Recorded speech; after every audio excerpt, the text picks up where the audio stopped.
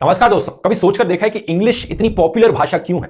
क्यों आपसे एक्सपेक्ट किया जाता है कि अगर आपको अपने करियर में आगे बढ़ना है तो इंग्लिश तो आनी ही चाहिए? और ये सिर्फ इंडिया में नहीं है, दुनिया के ज्यादातर देशों में आपसे एक्सपेक्ट किया जाता है कि आपको अपनी मदर टंग के अलावा इंग्लिश तो बोलनी आनी ही चाहिए कम से कम। क्या ऐसी खास बात है इंग्लिश के बारे में? ये दुनिया की सबसे पावरफुल, सबसे ताकतवर भाषा बन गई। क्यों ये दुनिया की सबसे ग्लोबल लैंग्वेज है? और वैसे इंग्लिश से पहले कौन सी सबसे ताकतवर भाषा हुआ करती थी दुनिया में? आज के इस एजुकेशनल वीडियो में आगे जानने की कोशिश करते हैं। Like most languages, English has evolved through generations of speakers.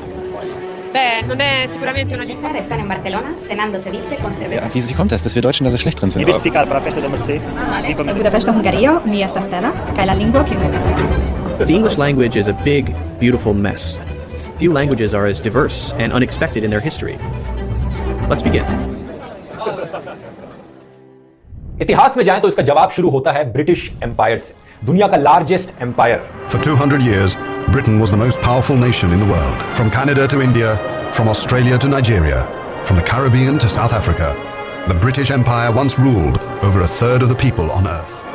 1922 वो ईयर था जब ये एम्पायर अपनी पीक पर था, यानी सबसे ज्यादा कब्जा कर रखा था इसने दुनिया पर। इस मैप को देखो, पूरी धरती पर जितनी भी जमीन थी उसका 25% एरिया ब्रिटिश एम्पायर के कब्जे में था इस समय में। आप एक कॉर्नर से शुरू करोगे इसे देखना, New Zealand, Australia, Malaysia, Singapore, Bangladesh, India, Pakistan, UAE, Africa में ढेर सारी कंट्रीज, फिर यूके आता है और फिर कनाडा तक, ये सब ब्रिटिश एम्पायर के कंट्रोल में था। एक कहावत होती थी, the sun never sets in the British Empire. और आप देख सकते हैं ये चीज सच क्यों थी। जब तक ऑस्ट्रेलिया में सनसेट होता था, इंडिया में ऑलरेडी सुबह हो चुकी होती थी, और जब तक इंडिया में सनसेट होता था, कनाडा में ऑलरेडी सुबह हो चुकी होती थी। तो इन टोटल 450 मिलियन लोगों की पॉपुलेशन थी इस ब्रिटिश एम्पायर के अंदर। इतने देशों पर कॉलोनाइज कर रखा था ब्रिटिश एम्पायर ने, और जो कॉलोनी में रहने वाले लोग थे, अगर उन्हें अपना अच्छा करियर बनाना था, अच्छी नौकरी चाहिए थी, तो उन्हें इंग्लिश लैंग्वेज सीखनी जरूरी थी। इसलिए इन सारे कॉलोनाइज देशों में इंग्लिश को लैंग्वेज ऑफ द एलीट माना जाता था। अगर आप पढ़े लिखे हो, आप अच्छी नौकरी करते हो, तो आपको इंग्लिश तो आती ही होगी। लेकिन तब क्या हुआ जब ब्रिटिश एम्पायर की पकड़ टूटने लगी?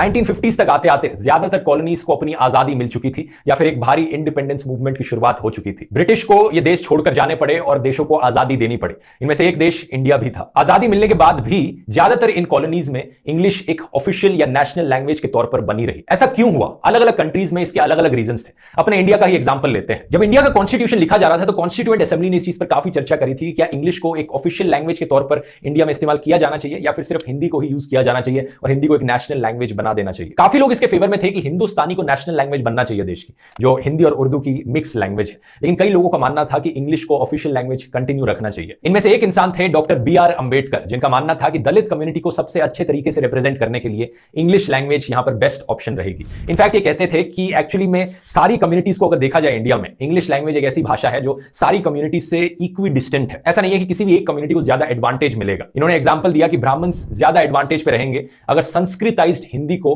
नेशनल लैंग्वेज बना दिया जाए तो। इनके अलावा कई साउथ इंडिया के लीडर्स भी काफी कंसर्न थे इस चीज को लेकर, जिनका मानना था कि हिंदी एक नॉर्थ इंडिया की लैंग्वेज है, और अगर ये नेशनल लैंग्वेज बन गई तो south India under represented feel करेगा। इसलिए फैसला लिया गया कि इंडिया में 2 ऑफिशियल लैंग्वेजेस होंगी, हिंदी और इंग्लिश। लेकिन एट द सेम टाइम अगले 15 सालों में इंग्लिश को फेज आउट करने की कोशिश करी जाएगी, क्योंकि आजादी के वक्त इंग्लिश को एक लैंग्वेज ऑफ द कॉलोनाइजर करके भी देखा जाता था कि ब्रिटिश ये भाषा बोलते थे, हम इसे प्रमोट नहीं करना चाहिए। तो 1965 तक ये कहा गया था कि इंग्लिश को कंप्लीटली फेज आउट कर दिया जाएगा। हालांकि पार्लियामेंट को ऑप्शन दिया गया था कि पार्लियामेंट कंटिन्यू रख सकता है इंग्लिश को यूज करना। 1967 में एक अंग्रेजी हटाओ मूवमेंट भी लॉन्च करी गई थी एक सोशलिस्ट लीडर के द्वारा कि इंग्लिश को कंप्लीटली फेज आउट कर दिया जाए, लेकिन ऐसा नहीं किया गया क्योंकि बहुत रेजिस्टेंस फेस करनी पड़ी इस मूवमेंट को साउथ इंडियन लीडर्स से। और ऑब्वियसली उनकी डिमांड भी सही थी, वो कह रहे थे कि हिंदी को ही क्यों चुना जाए, तमिल को क्यों नहीं चुन लेते। और यही रीजन की वजह से आज के दिन तक इंग्लिश एक ऑफिशियल लैंग्वेज है। अब अमेरिका की भी कहानी काफी मिलती जुलती सी है। यूनाइटेड स्टेट्स ऑफ अमेरिका पर कई कंट्रीज ने कॉलोनाइज किया था, ब्रिटेन, फ्रांस, स्पेन, नेदरलैंड्स, लेकिन एक मेजर हिस्सा ब्रिटेन के पास था। तो जब यूएसए को आजादी मिली ब्रिटिशर्स से, इन्होंने रियलाइज किया कि एक नेशनल आइडेंटिटी होनी बहुत जरूरी है, और यहां पर लैंग्वेज एक बहुत इंपॉर्टेंट रोल प्ले करती है।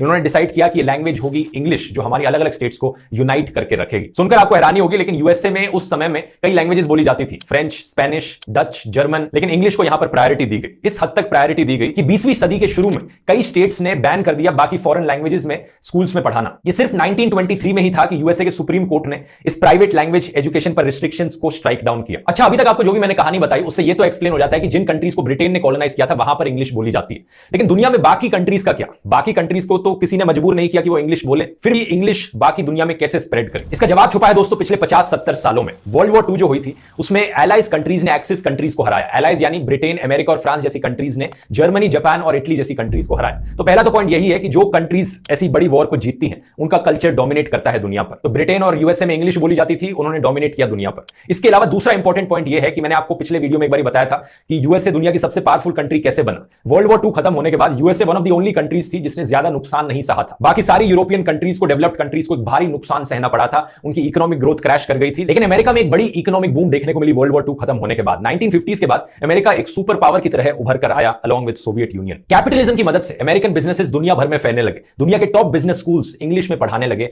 इंग्लिश एक भाषा बन गई ट्रेड और बिजनेस के लिए। जो म्यूजिकल बैंड्स थे अमेरिका से, वो इंग्लिश में अपने काम को रिलीज करने लगे और दुनिया भर में पॉपुलर होने लगे। साथ ही साथ सेम चीज देखने को मिली फिल्म मेकर्स के साथ भी। हॉलीवुड फिल्में और अमेरिकन टेलीविजन सीरीज एक ग्लोबल सेंसेशन बन गए। अमेरिका के पास बेस्ट टेक्नोलॉजी थी इन सारे एस्पेक्ट्स में, जिसकी वजह से अमेरिकन कल्चर दुनिया भर में फैला। वर्ल्ड वॉर 2 एक बहुत इंपॉर्टेंट रीजन बताया जाता है इसके पीछे, क्योंकि कई लोगों का मानना है अगर जर्मनी और एक्सिस पावर्स ने वर्ल्ड वॉर 2 जीती होती तो शायद आज के दिन जर्मन भाषा ज्यादा डोमिनेंट होती दुनिया पर। शायद आज के दिन दुनिया भर में जो ट्रेड और बिजनेसेस हो रहे होते वो जर्मन भाषा में हो रहे होते, क्योंकि ज्यादातर यूरोप में जर्मन भाषा जबरदस्ती इंपोज करी जाती यूरोपियन कंट्रीज पर अगर एडोल्फ हिटलर की जीत हुई होती तो। लेकिन ये सिर्फ एक थियोरेटिकल चीज है, एक्चुअली में बताना बहुत मुश्किल है क्या होता। लेकिन आज के दिन की असलियत यही है कि अमेरिका और ब्रिटेन की जीत के बाद इंग्लिश एक ज्यादा ताकतवर भाषा निकली। एक लास्ट और फाइनल रीजन 1980s 90s के बाद भी क्यों इंग्लिश डोमिनेट करती रही और बाकी सारी भाषाओं को पीछे छोड़ गई, इसके पीछे रीजन ये है कि इंटरनेट का इन्वेंशन अमेरिका में हुआ। इंटरनेट से रिलेटेड जो कंपनीज उभर कर आई वो अमेरिका में उभर कर आई। इसकी बात मैंने इंटरनेट वाले वीडियो में भी करी थी, जिसमें बताया था कि इंटरनेट कैसे इन्वेंट हुआ था, किन लोगों ने इन्वेंट किया था। लेकिन आप चाहे गूगल ले लो, फेसबुक ले लो, यूट्यूब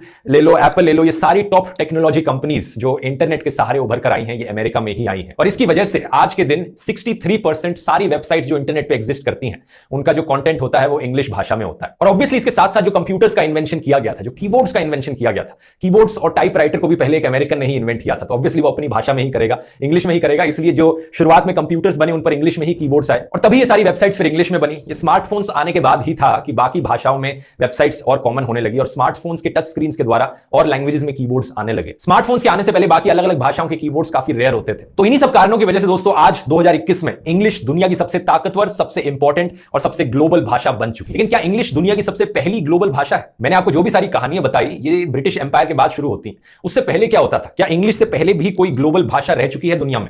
इसका जवाब है हां दोस्तों। 2 इंडो यूरोपियन लैंग्वेजेस थी जो पुराने जमाने में काफी डोमिनेंट रही थी अपने टाइम के लिए, और ये 2 भाषाएं थी ग्रीक और लैटिन। यूनिवर्सिटी ऑफ शिकागो के एक लिंग्विस्टिक प्रोफेसर का कहना है कि लैटिन एक्चुअली में दुनिया की पहली रिकॉर्डेड ग्लोबल भाषा है और ये इंग्लिश से ज्यादा समय के लिए ग्लोबल भाषा रह चुकी है। 1300 साल के लिए ये दुनिया की डोमिनेंट लैंग्वेज रही थी। रोमन एम्पायर के समय की बात है ये। ज्यादातर वेस्टर्न यूरोपियन शहरों में लैटिन एक मेन लैंग्वेज थी, लेकिन रोमन एम्पायर के खत्म होने के बाद लैटिन भाषा एक्चुअली टुकड़ों में बट गई। अलग अलग रीजन्स में इसकी अलग अलग तरीके से डेवलपमेंट होने लगी, जिसकी मदद से आज के दिन की कई भाषाएं निकली हैं। अब हैरान हो जाओगे जानकर कि स्पेनिश, पोर्चुगीज, फ्रेंच और इटालियन, ये 4 काफी इंपॉर्टेंट और बहुत ज्यादा बोले जाने वाली भाषाएं ये सारी लैटिन से ही निकल कर आई हैं। दूसरी तरफ अगर एशिया की बात करें तो एशिया में अरेबिक, चाइनीज और पर्शियन यानी फारसी डोमिनेटिंग लैंग्वेजेस रही थी। 15th सेंचुरी के अराउंड की बात कर रहा हूं। आप जानते ही होंगे मुगल एम्पायर्स जैसे कि अकबर फारसी में बात करा करते थे। और क्या आप जानते हैं कि लेट 1800s के अराउंड कुछ लोगों ने सोचा कि आज के दिन जितनी भी भाषाएं दुनिया में एग्जिस्ट करती हैं वो कहीं ना कहीं इम्परफेक्ट भाषाएं हैं। तो एक ऐसी भाषा हम बनाते हैं जिसकी मदद से दुनिया में सारे लोग एक दूसरे से कम्युनिकेट कर पाएं, जो किसी एक देश की भाषा ना हो, जो किसी एक रीजन की भाषा ना हो, बल्कि दुनिया की एक ग्लोबल भाषा हो। ऐसे जन्म हुआ दोस्तों एस्पेरांटो भाषा का। एक ऐसी भाषा है जो बनाई गई थी एक पोलिश इंसान के द्वारा 1887 में। और ऑब्वियसली आप गेस कर ही सकते हो कि यह भाषा इतनी सक्सेसफुल नहीं रही। आज के दिन फिर भी एस्टिमेट किया जाता है कि करीब 1 लाख से लेकर 20 लाख के बीच में लोग इस एस्पेरांटो की भाषा को बोलते हैं। एक चीज जरूर है कि यह भाषा सीखनी बहुत आसान है। जिसने भाषा बनाई थी उसका दावा है कि इसी ग्रामर को सीखने में सिर्फ 1 घंटे का समय लगेगा। अगर आपको कोई भी यूरोपियन भाषा आती है तो Spanish, Portuguese, Italian, French, German, English, इनमें से अगर कोई भी भाषा आपको आती है तो यह भाषा आप बड़ी आसानी से सीख सकते हो, क्योंकि ये इन्हीं सबके कॉम्बिनेशन से बनाई गई एक लैंग्वेज है। और बनाते वक्त इसने ये इंश्योर किया है कि इसकी ग्रामर जितनी सिंपल हो सके उतनी सिंपल बनाई गई है। जो चीजें जैसी लिखी जाती हैं वैसी ही प्रोनाउंस करी जाती हैं और प्रीफिक्सेस और सफिक्सेस का इस्तेमाल करके नए वर्ड्स बनाने बहुत आसान है। तो जो वोकैबुलरी है इसमें वो इतनी बड़ी नहीं है, आप बड़ी आसानी से नए शब्द सीख सकते हो इस भाषा के। इसमें 28 अल्फाबेट्स हैं और अगर आप इसे इंग्लिश से कंपेयर करोगे तो इसमें Q, W, X, Y जैसे अल्फाबेट्स हैं ही नहीं। उन्हें लगा कि ये थोड़े यूजलेस से अल्फाबेट्स हैं जिनका ज्यादा इस्तेमाल नहीं किया जाता है, तो इन्हें हटा दिया और इनकी जगह कुछ और ऑल्टरनेटिव अल्फाबेट्स इसमें एग्जिस्ट करते हैं, जो ऐसी साउंड्स जो इंग्लिश में नॉर्मली सिग्निफाई नहीं करी जाती किसी एक स्पेशल अल्फाबेट के साथ। उम्मीद करता हूं वीडियो हमेशा की तरह इन्फॉर्मेटिव लगा होगा और अगर ऐसे ही और टॉपिक्स पर आप वीडियो देखना चाहते हैं तो नीचे कमेंट्स में लिखकर बता सकते हैं, टॉपिक सजेस्ट कर सकते हैं। मिलते हैं फिर अगले वीडियो में। बहुत बहुत धन्यवाद।